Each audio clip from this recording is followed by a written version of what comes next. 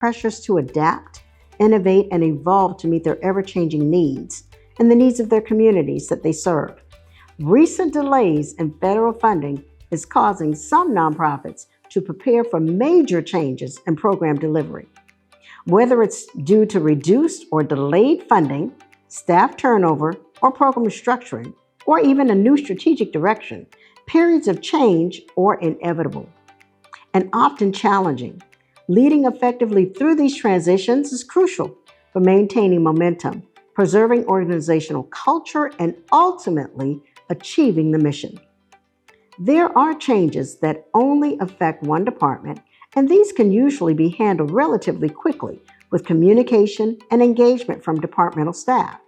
However, organizational change will require a longer planning time, more engagement with input and feedback from all stakeholders, be they board members, staff, volunteers, or community partners.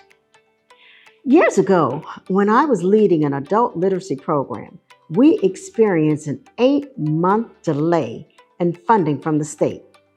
At the time, nearly all of the organization's funding was coming from the State Department of Adult Education. We officed in a leased building and a few donated spaces throughout our territory. Our reserve funds were nearly depleted, and in a few months, we found ourselves out of money.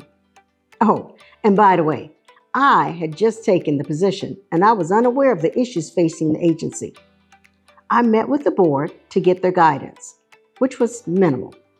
They really had no clue about what to do, so I knew it was up to me to figure it out.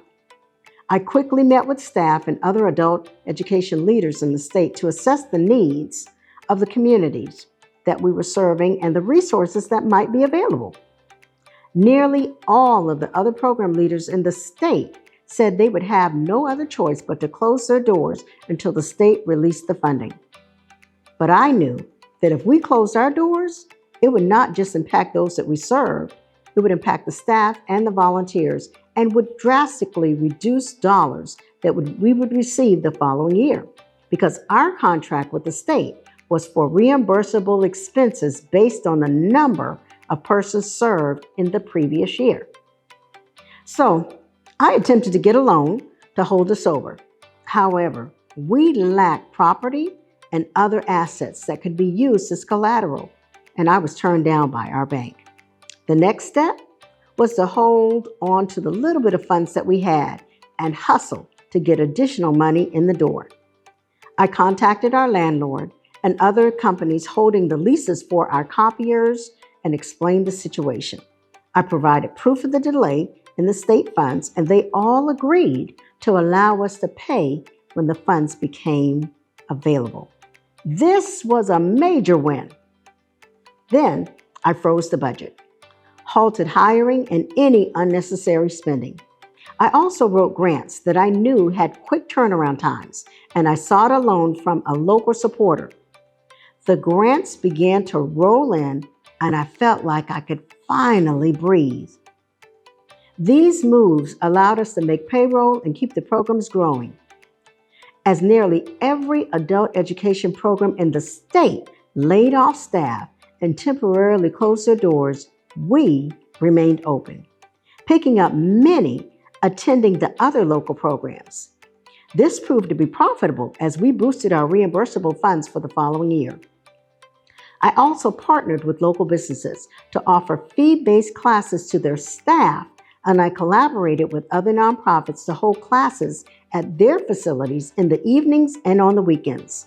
This also increased our number of persons served, which doubled our income for the following year. Did you hear that? It doubled our income. It was tough, really tough. So much so that I and a few lead staff chose not to accept wages until funds were available. Fortunately, this only lasted 2 pay periods. My staff was so committed to the mission and everyone that they stayed on with us, despite the uncertainty. When it looked like the funding would be delayed longer than anticipated, I wrote letters for the staff to take to their landlords or mortgage companies. But the funds were indeed released before it became necessary to use them. I didn't have a guide to follow, and this was my first executive position in which everything rested on my shoulders. So for those of you who might be in a similar situations, here's a guide to help you navigate transformative periods successfully. Number one, understand the landscape and recognize the challenges. Change, even positive change, can be unsettling. It's crucial to understand the inherent challenges involved. Employees may feel anxious about their roles, the organization's future, and their personal security. This will undoubtedly bring on some resistance. Staff may resist change due to fear of the unknown, or attachment to the status quo, or even perceived loss of control.